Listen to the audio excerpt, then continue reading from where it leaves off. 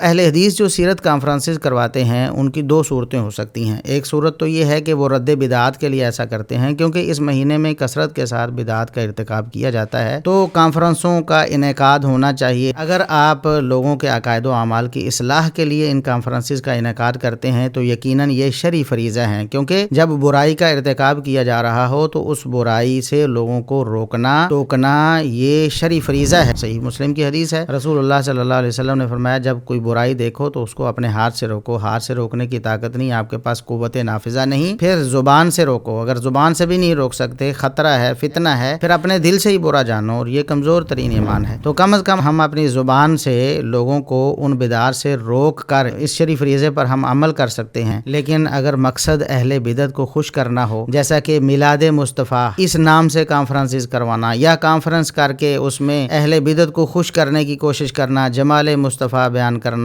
سیرت مصطفیٰ اس طرح بیان کرنا کہ بجائے ان لوگوں کی اصلاح ہونے کے وہ سمجھیں کہ یہ لوگ بھی تو یہی کام کر رہے ہیں جو ہم کر رہے ہیں، ان دنوں میں تو آپ بدعات کے رد کے لیے میدان میں آئیں، لوگوں کو صحیح طریقہ بتائیں، سنت بتائیں، ان کو صراط مستقیم کی طرف راغب کریں، تب تو کامیابی ہے، ورنہ پھر اہل بدعت کی نقالی ہی رہ جائے گی۔ اللہ رب العزت ہمیں ہدایت نصیب فرمائے۔